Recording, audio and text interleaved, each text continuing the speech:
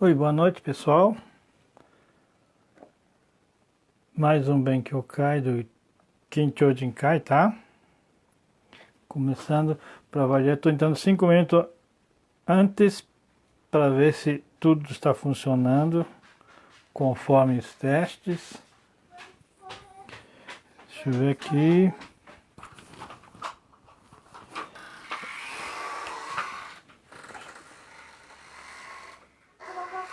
Fechar essa porta para mim. Desculpe a interrupção, mas aparentemente está tudo certo. Tem alguém... Tem... Oh, Hiro-san? Hiro-san でしょ? 沖縄から見てるの? ありがとうございます。これ、やってないな。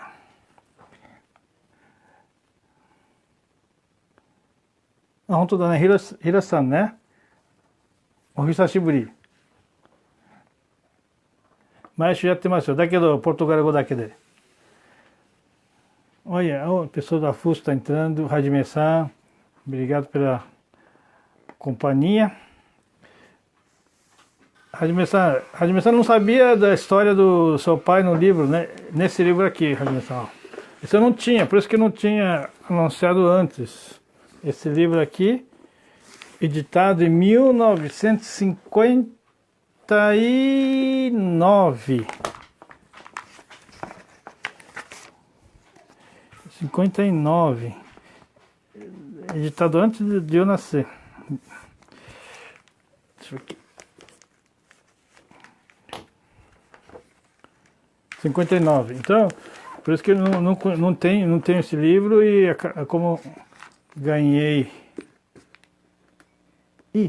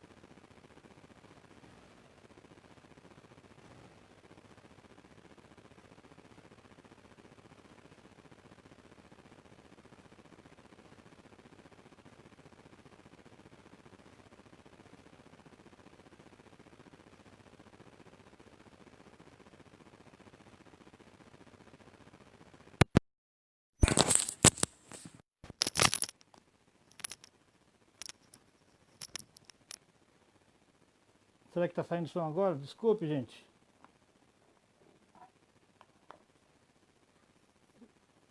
Será que completou o som? Está saindo som agora, gente? Até agora eu não toquei no assunto do dia, tá? Eu só estava fazendo avisos. Avisos para providenciar quem quiser. Desculpa. Eu publiquei a lista, né, de nomes de pessoas que ainda têm textos para ser traduzido, apresentado. Então, quem tiver parente, vê o nome de algum parente, procure familiar mais próximo, filhos, netos, para ver se tem interesse em ser feito divulgação, tradução e divulgação, tá? Aí comunica a gente, aí nós vamos incluir na lista para próximas semanas, tá? E quem quiser entrar no grupo do Facebook, do WhatsApp, vai mandando mensagem, o pessoal vai incluindo no grupo, tá bom? Espero que agora o Edson, obrigado, Edson, o ignoração. Bom, então nós vamos entrar no assunto do dia de hoje. Sobre Seycity Afuso. No começo do trabalho, eu tinha feito tradução da esposa dele, né, do Sr. Yoshi, só que na época não tinha livro, então estou fazendo agora do marido, tá? A Fuso Seycity tem muita gente, tem muitos descendentes, né?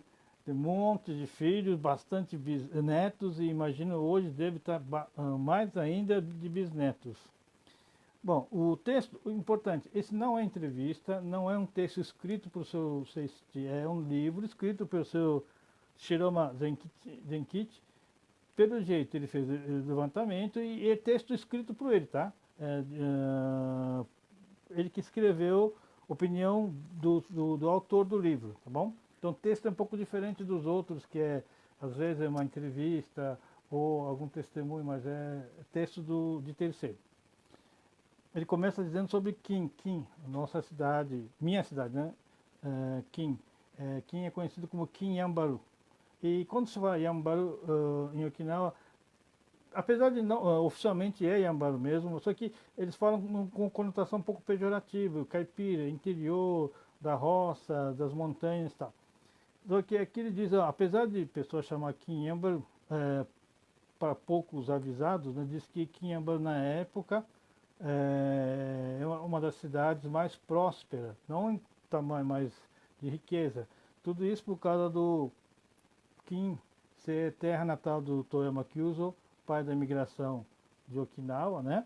E graças ao trabalho dele de divulgação, de empenho e de incentivar a imigração, na essência, o que ele quis dizer, o Toyama Kyuzo conseguiu, eu pus na tradução, acabar com o comodismo, de repente, do maioria da população, para dar um chacoalhão na cidade, para os jovens poderem fazer algo diferente, que é emigrar para o exterior e tal. E graças a esse trabalho, Kim tinha essa prosperidade, né? Na época já tinha bastante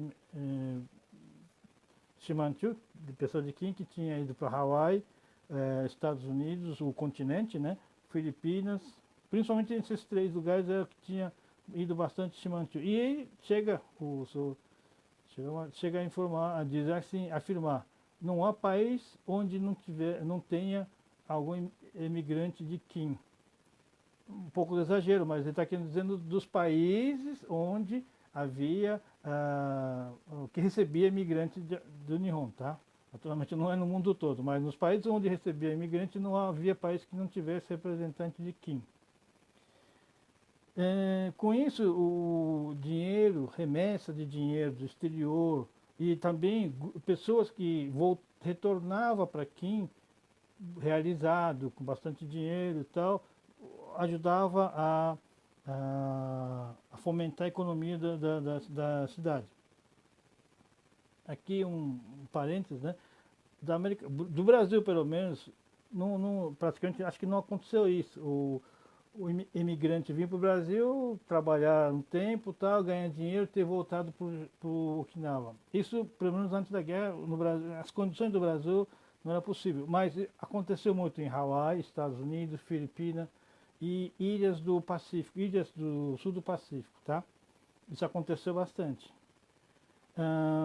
Então, graças a esses remessas e também a ajuda direta dos emigrantes, mais união do povo da cidade, é que conseguiu construir o primeiro colégio feito de concreto, escola construído em concreto de Okinawa, foi de Kim. E ainda aqui no texto, Shiromasa afirma que a segunda escola, o Kim na época já tinha duas escolas, que não é comum numa cidade pequena do interior. Tinha duas escolas, a segunda também já era de concreto. Um outro parênteses, essa segunda escola, a pessoa dá risada do nome, tá? Essa escola chama Kagei Shogako. Não estou ofendendo ninguém, é nome da escola, tá?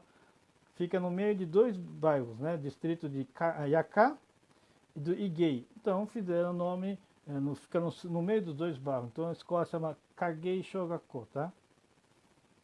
É verdade, viu? Pode dar risada, mas é verdade. Então, as duas escolas eram de concreto, uma coisa que é bastante avançado para a época na região do norte de Okinawa.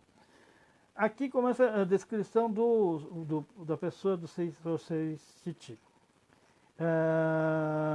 O personagem tal, sou Afuso, nascido em Kincho, e trabalhava como carteiro. O filho mais velho, seu Hajime, né, me informou que não sabia. Aqui está dizendo que ele trabalhava de carteiro, tá? Auxiliar de carteiro e tal. Então ele tinha a oportunidade de diariamente pegar correspondências vindo do exterior e distribuir, né? E também sentiu na pele, presenciava a alegria das pessoas de receber essas correspondências do exterior, né? Muitas vezes nessas correspondências parece que já vinha dinheiro dentro. Na época acho que era uma coisa mais comum. Vinha até dinheiro ou algum documento, alguma coisa assim. Então ele vivenciou, viu o pessoal receber e demonstrar que era alegria, tudo. Então isso motivou muito você a pensar em ir também para o exterior como imigrante, né? Então ele tinha bastante informação privilegiada em relação ao restante do pessoal. Então, aqui no texto ele diz, queria levantar uma bandeira. Levantar a bandeira no sentido assim, não um batalhão exército, quando faz a caminhada, na frente os primeiros levam a bandeira e levam o resto do grupo, certo? Então, aqui ele diz que vocês também queriam levantar a bandeira e ir para algum exterior, né? E como ele tinha informação de exterior devido à profissão de carteiro, ele fez uma avaliação. Filipina, de quem foi muita gente para a Filipina, né? Hawaii e Filipina. Antes da guerra foi muita gente para a Filipina. Meu Di-chan foi imigrante para a Filipina. Mas muita gente. E outra região que teve bastante imigração na época, Ilhas do Pacífico. O pessoal do Brasil talvez não conheça muito. As ilhas do sul do Pacífico, hoje é República Palau, Ilhas Mariana, são dezenas de ilhas que o Japão não é que anexou. Após a Primeira Guerra Mundial, como o Japão participava do grupo vencedor, né, e derrotou a Alemanha, todas essas ilhas do sul do Pacífico pertenciam à Alemanha. A Liga das Nações repassou isso para o Japão administrar. Não que o Japão tomou, o Liga das Nações passou para o Japão administrar essas ilhas que pertenciam à Alemanha antes da Primeira Guerra Mundial. Então, pós Primeira Guerra Mundial até a Segunda Guerra Mundial, essas ilhas pertenceram ao Japão, né? Muita gente informa que o Japão invadiu. Não, isso aqui foi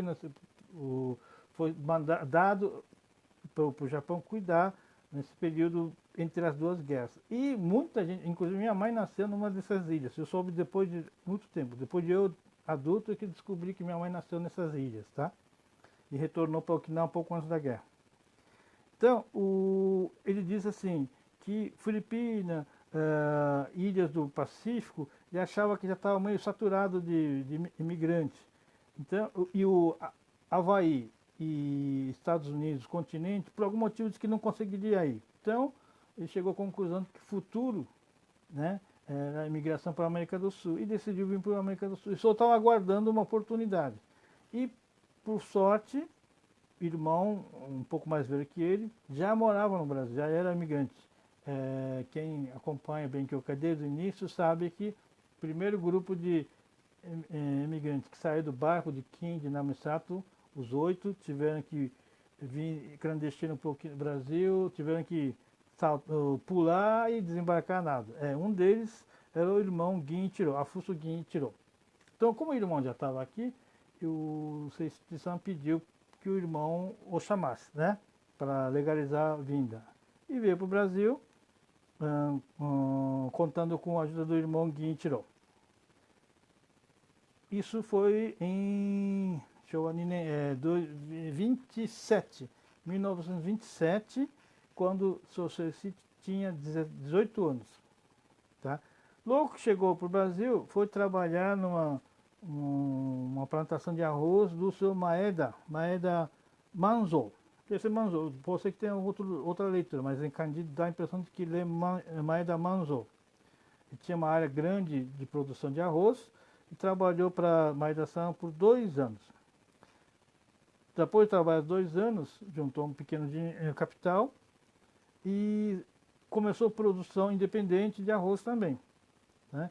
Só que teve azar de, na época, ter algum problema de preço. O mercado teve problema de preço e acabou não tendo sucesso. Né? Foi um fracasso. E ele percebeu que, ainda solteiro, a agricultura sozinho, sem família, era muito complicado. Tinha pequena capacidade de produção, né? E não tinha futuro. Então ele desistiu da agricultura logo de cara. Né? Fracassou tal, já viu que não era o caminho. Uma pessoa bem esclarecida achou melhor ganhar dinheiro com alguma técnica, alguma profissão. Para depois não ser assim, refém, né, das condições tal, naturais e tudo mais. Aí, com essa ideia, ele foi trabalhar inicialmente de aprendiz na cidade de Itariri, aqui de estação Itariri, que antigamente estação, cidade era quase a mesma coisa, tá? Itariri, na estação Itariri e tal, foi trabalhar como aprendiz. Trabalhou 2 anos, aprendeu o ofício, né? E abriu uma alfaiataria própria também em Itariri. Só que apesar de ter uma profissão, trabalhando e tudo mais, o que aconteceu? Ele também percebeu que era muito complicado fazer tudo, cuidar de tudo sozinho e tal, era muito limitante. Então, em Showa Jugonen, 1537, em 1937, chama a esposa, a atual esposa, na época do livro, a atual esposa, Dona Yoshi. Aí começa a vida em dupla, né? Envolvendo até trabalho. Trabalhando em dupla, as coisas começaram a melhorar, segundo o texto. Tá? E começou o caminho do sucesso. E logo depois, o que ele fez? Em 1941, desculpe, 15, chamou a esposa em 1940. Em 41, mudou para Pedro de Toledo, né? E abriu um comércio.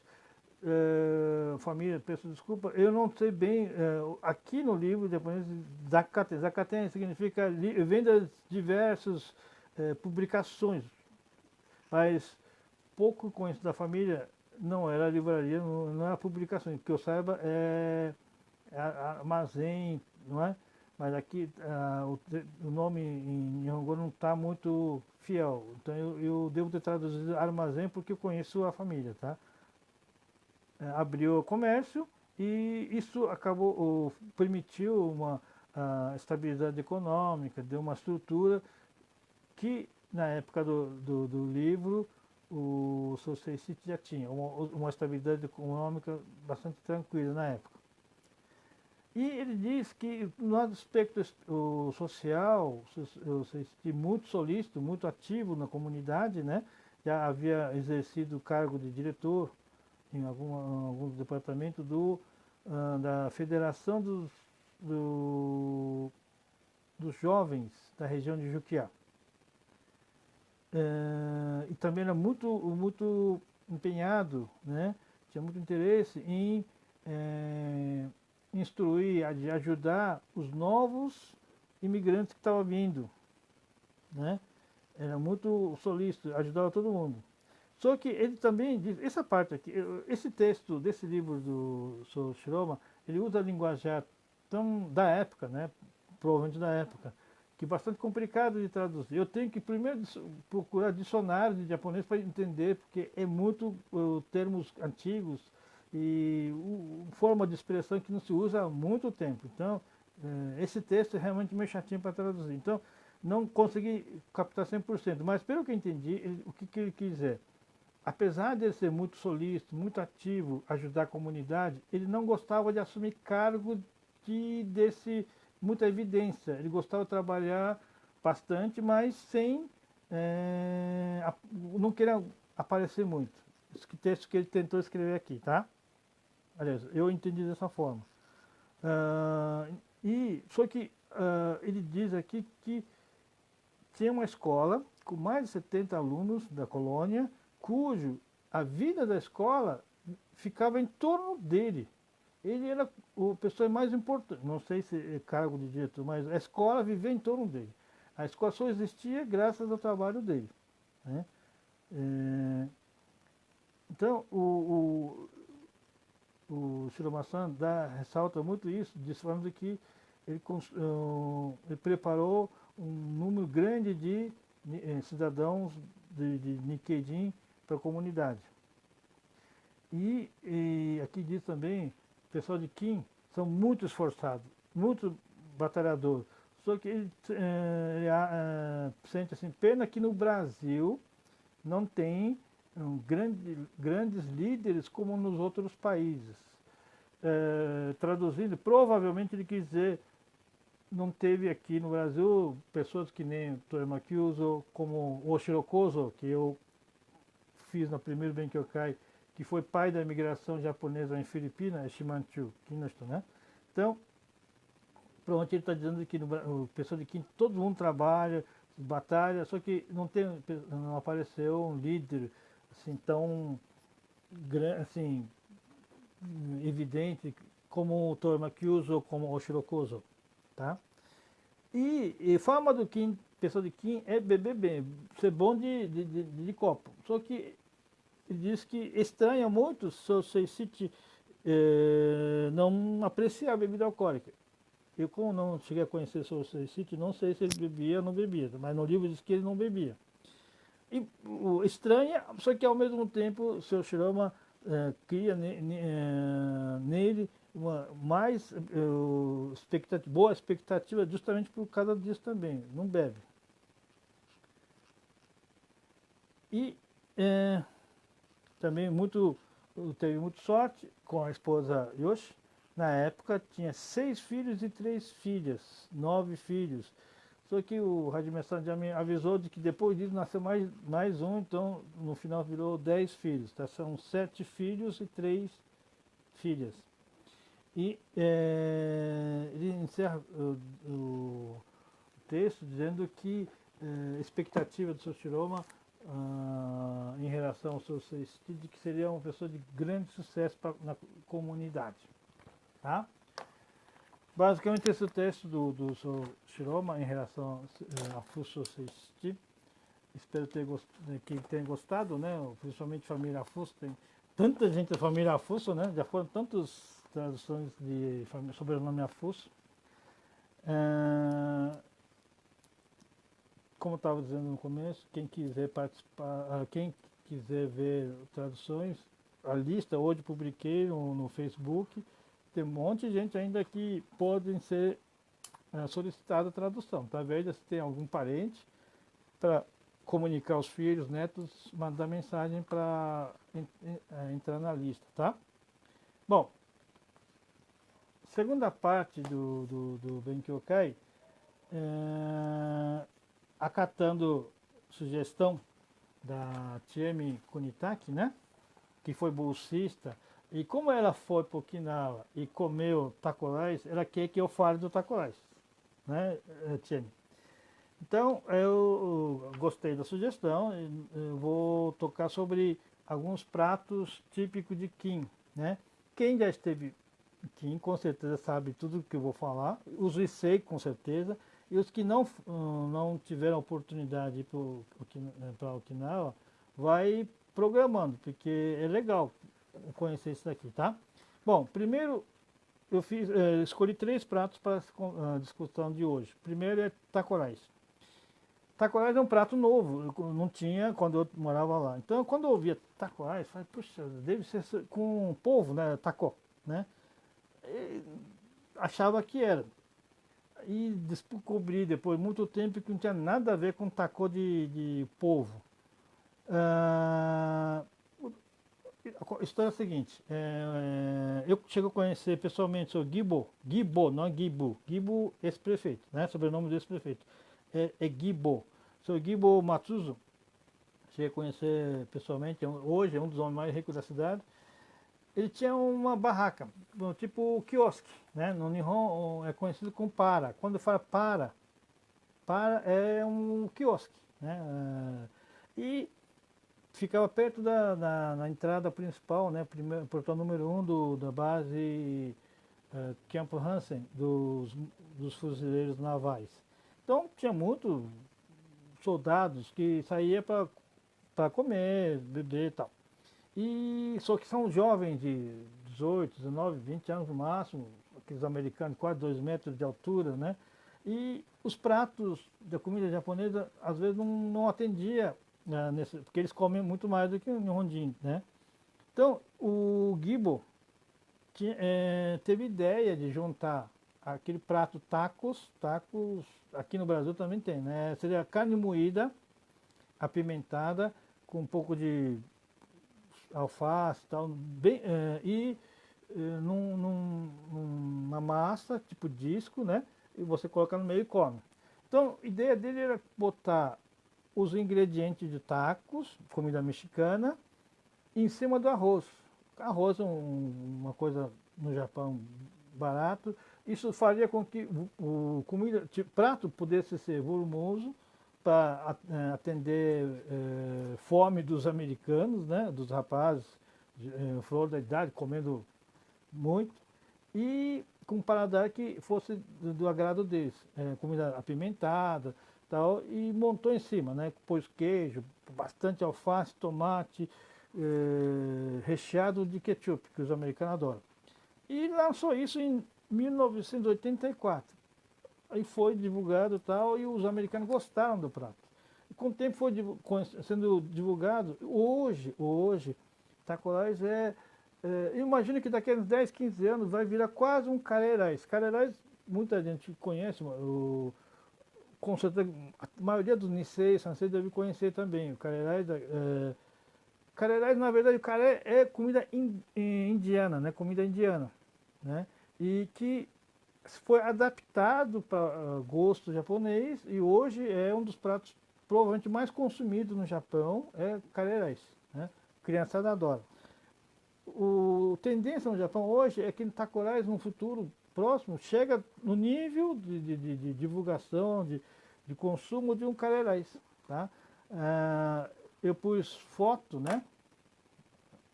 Deixa eu, já que fiz foto e não mostrei as fotos, para variar, sempre começo a empolgar, esqueço das fotos. Essa família do Sosei City. Então, esse é o prato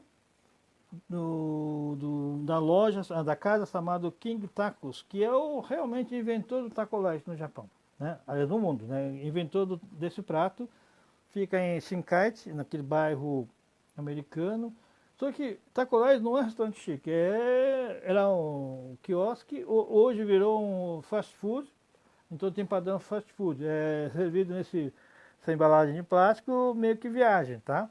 Mas mesmo assim, com simplicidade, é considerado o melhor Tacolás do Nihon, tá?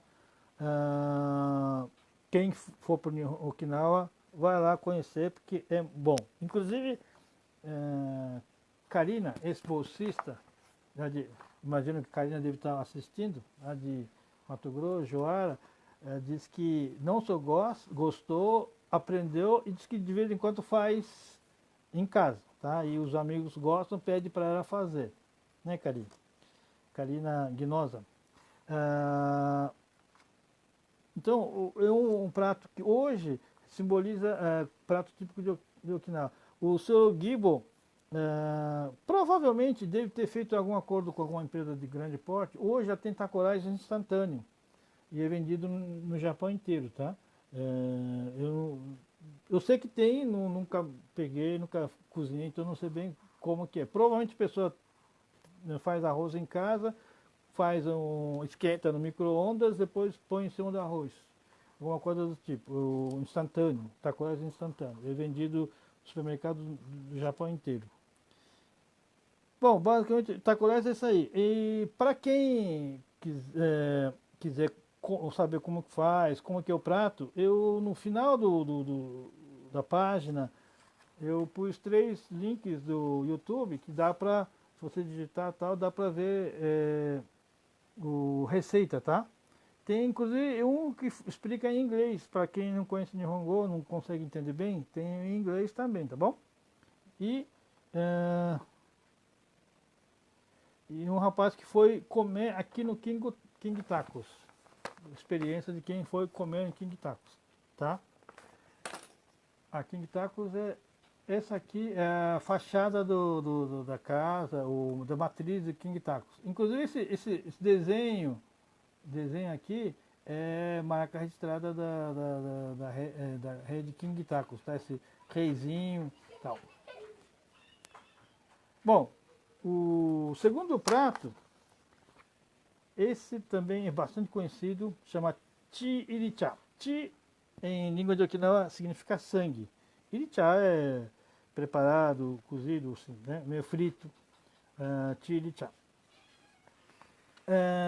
E outra coisa, Chile já tem uma ligação um pouquinho com o Brasil. O inventor, eu não sei bem se realmente inventor ou, pelo menos, o primeiro restaurante que pôs Chile para oferecer ao público, formalmente, no cardápio, foi um restaurante chamado Hisamatsu, existe até hoje, cujo o fundador é parente de primeiro grau da família Guinosa de Maringá, né?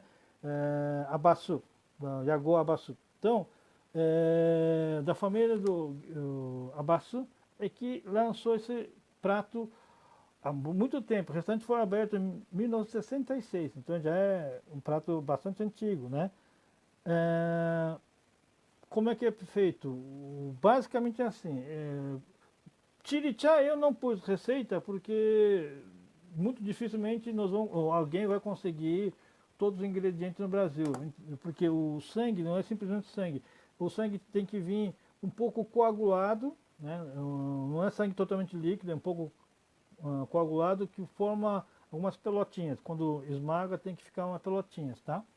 Então, como não tem como ter todo o ingrediente, eu não pus receita, mas eu pus o link de pessoas que foram comer no Hisamatsu Chirichá. Então, pega-se vários pedaços de carne de porco, tudo cortado em cubinho.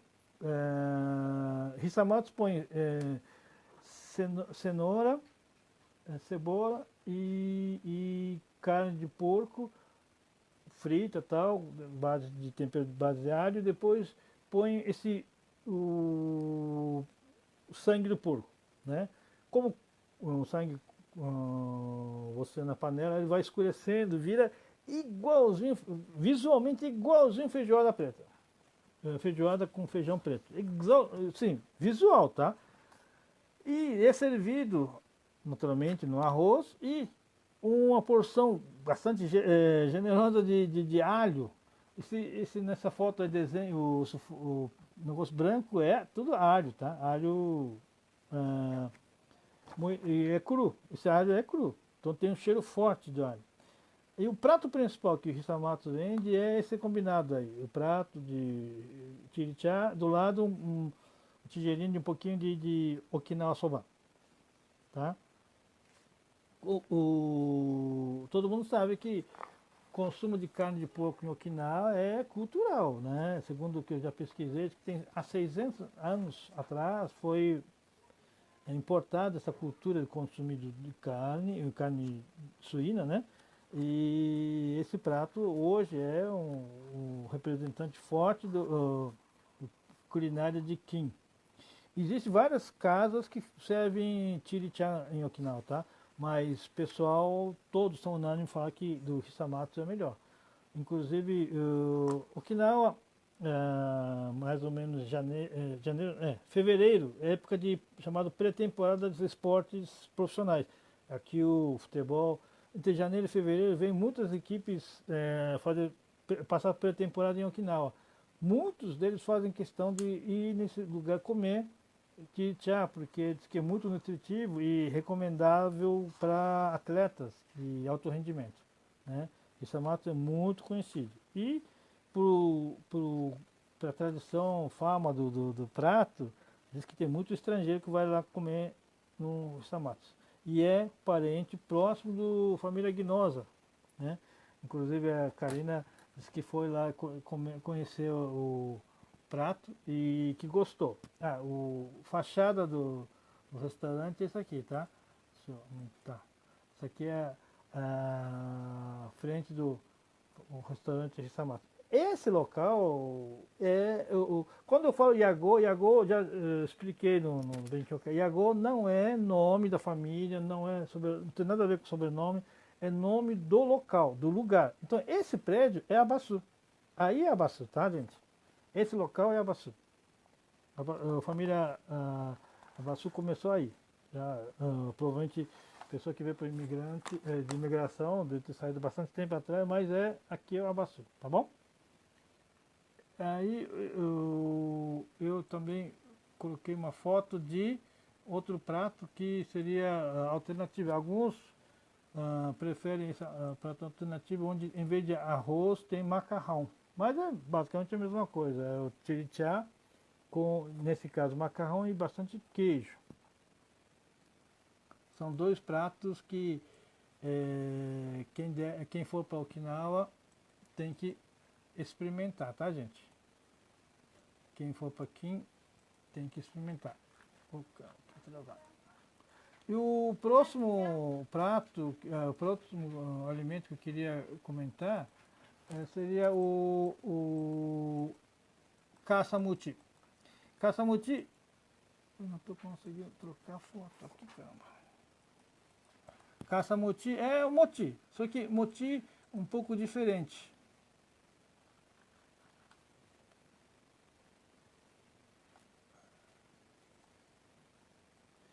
Deixa eu passar para frente. Então, o próximo é moti. Esse moti tem história, tá? Não é simplesmente um alimento. Todo ano, dia 8 de dezembro, no calendário lunar, geralmente cai muito perto de Shogatsu, tá? Alguns dias antes, alguns dias depois do Shogatsu. No começo do ano ou no finalzinho do ano. Nessa virada do calendário, nesse dia 8 de dezembro, toda a ilha consome, principalmente quem tem criança, tá?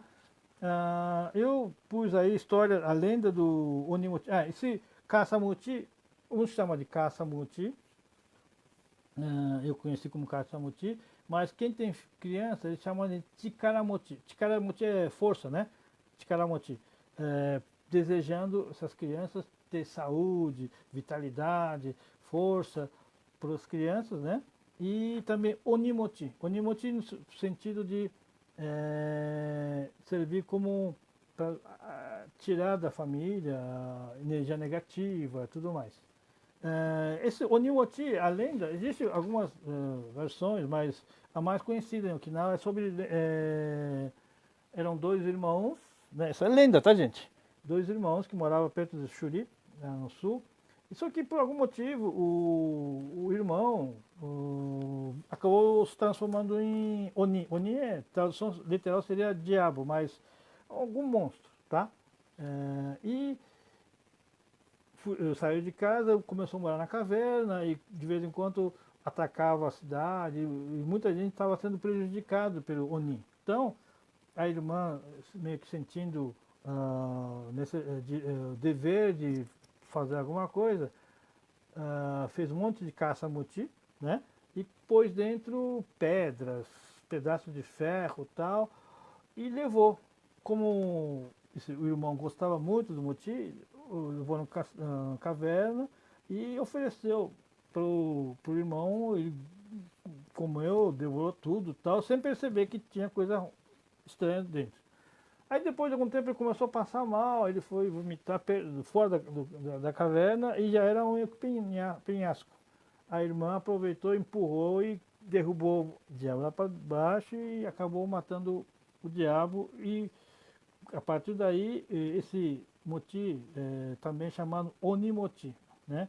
Para acabar com mal, energia negativa e tudo mais. E é um motim muito fácil de fazer. Inclusive, depois que eu fiz essa pesquisa, eu tô assim, querendo fazer esse motim em casa. Porque, olha, quem comeu esse motim sabe que é muito gostoso, tá? É muito bom. Porque não estou conseguindo pegar a foto.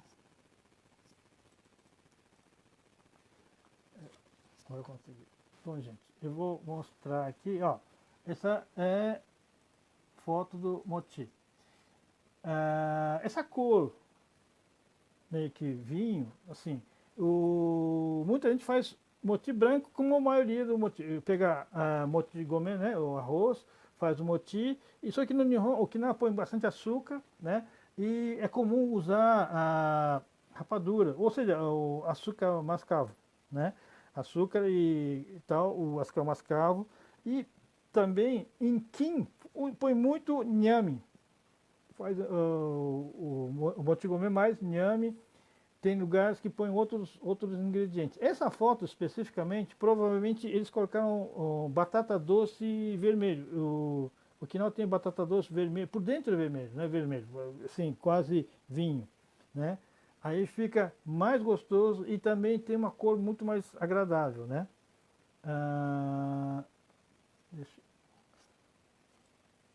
Muito fácil de fazer, inclusive eu pus algumas receitas aí no rodapé, quem quiser entra no YouTube e vê.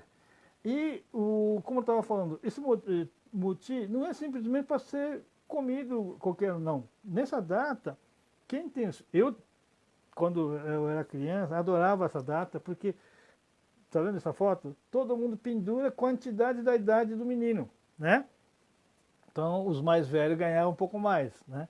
Mas faz isso, e é uma alegria muito grande para a criançada, é motivo de farra, né? Então, todo Issei tem boas lembranças do caça-muti. O ingrediente um pouco mais difícil é essa folha da planta. Nihongo ele chama Getto, essa planta, tá? Eu sei quem tem, então se é que eu quiser fazer, eu sei onde pegar. Não sei se mais gente conseguiria, né? Em Okinawa, algumas cidades chamam de acho que Sannin. Mas o Kin eu sempre ouvi como Saningo em Kin. Na língua de Kin é Saningo. E dependendo da cidade, parece que é Sannin, tá? Mas é muito, muito legal. Quem comeu, quem conhece, gosta muito. Porque essa folha tem um cheiro, quando você faz o moti é feito, faz a massa, né, mistura. No Nihon hoje já é vendido, isso aí eu tenho que confirmar, nas lojas no Nihon já vende, em vez de comprar motigomê e fazer, que dá um pouco mais de trabalho, já vem motigomê em pó, como se fosse farinha, isso aqui é motigomê, né? dissolve água, pronto, já está pronta a massa. Então, receitas que estão aí, que eu copiei, mostra o pó não é farinha, tá gente? É motigomê, tá? Motigomê, põe açúcar, tem gente que põe açúcar comum, tem gente que põe açúcar cristal, ou açúcar mascavo, e alguns colocam o complemento, o inhame, cozido, está cozido já amassado. Faz a massa, e uma coisa que eu esqueci de escrever no texto, todos que falam da receita desse moti, diz o seguinte, para ver, confirmar a textura se ficou boa, disse que é a mesma textura de orelha aqui, né, parte gordinha da orelha. Diz que essa textura é que tem que ficar na massa. Ficou nessa textura, a massa tá boa. Deixa descansar meia hora, depois pega e põe na folha. Na folha, no lado contrário, não o lado que pega o sol, no caso, o lado costado da folha, tá? Limpa, lava, passa, de preferência passa, alguns falam que tem que passar azeite ou um óleo de soja para não grudar muito. Dobra, amarra e põe no vapor. Deixa umas meia hora, alguns falam 20 a 40 minutos no vapor. Pronto, aí já está pronto, só isso, não suficiente. Tem que esfriar para comer. A planta, essa folha dá um cheiro muito agradável, altera o gosto do moti também. E essa folha também, no costado da folha tem propriedade, não sei se tem um correto, antibactericida, alguma coisa assim, que acaba virando, você envolver moti com essa folha, acaba virando conservante, dura muito mais, demora muito mais para estragar, tá? Então, conservante natural também, tá? E algum tempo atrás eu estava pensando em fazer até uma espécie de bem que eu quero num encontro, num domingo, convidar algumas pessoas idosas que conhecem bem, algumas senhoras, para instruir, né, rapaziada, as moças que quiserem aprender a fazer moti.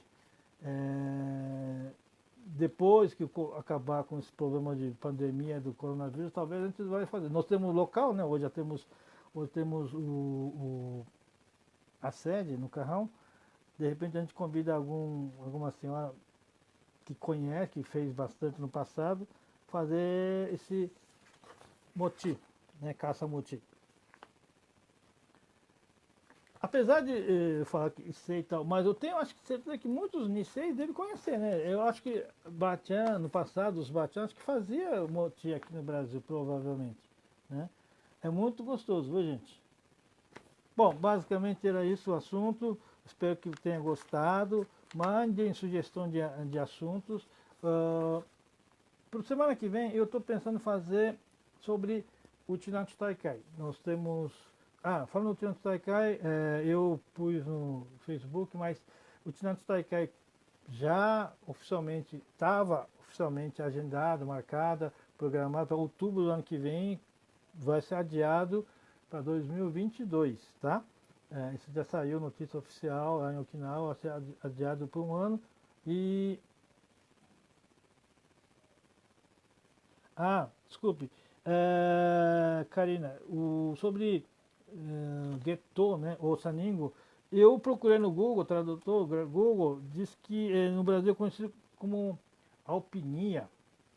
Alpinia, aqui no texto eu coloquei, tá? Alpinia, é nome estranho, pelo nome eu acho que meio complicado, nome popular, segundo o Google Tradutor, cardamomo, ou colônia. Eu que vi no tradução, o Google Tradutor, tá, Karina? Eu sei quem tem, vizinho de casa, então se eu quiser fazer, eu tenho como buscar. Mas eu não sei se mais gente conseguiria essa planta. Aqui em São Paulo, como vizinho, se precisar, a gente consegue fazer, tá, gente? Infelizmente o pessoal de loja eu estava procurando sobre caça-moti, curiosidade, né? para procurar foto e tal. Só que eu descobri, no Okinawa, no Japão, vende no Amazon. Seria o tipo Mercado Pago, né? Amazon encomenda, ele vende correio, já cortado no tamanho, higienizado, essa folha aí, vende no Amazon, tá? Via correspondência. Bom, era isso o assunto. Estava falando sobre o Tian Taikai. Então, semana que vem, minha ideia é falar sobre o Tian Taikai, história, por que que começou o Tian Taikai, como começou tal. Sobre o Tian Taikai, quantas pessoas, as últimas duas rejeições, Kincho Jinkai do Brasil mandou uma delegação meio que formal, a gente pediu intervenção da prefeitura para buscar no aeroporto. Fizemos um trabalho bastante legal nos últimos dois, o Tian Taikai, então eu vou relatar um pouco dessas coisas. E na verdade, uns 2, 3 semanas atrás eu recebi uma sugestão da dona Chieko Toyama, que ela fez uma pergunta para mim sobre sucessão, né? Fulano morreu, como sabe, parte de divisão de herança, do Butsudan e tal, aí eu dei a resposta e ela gostaria que eu tratasse do lado não legal, mas aspecto religioso, o aspecto tradição familiar, como é que se faz a sucessão em Okinawa, né? Quem que fica com o Butsudan, quem que não fica, né? Essa parte, como é um assunto um pouco mais extenso, só vou conseguir fazer provavelmente na época que já não tiver Benkyokai em duas partes. Primeira parte, tradução do texto, segunda parte, curiosidade. Vai ter que ser provavelmente um dia só para esse assunto, devido ao assunto, acredito, extenso. Tá bom? Espero que tenha gostado e sugestões, críticas, reclamações, mande para a gente para servir de subsídio para futuros Benkyokais. Certo? Muito obrigado e até terça-feira. Boa noite.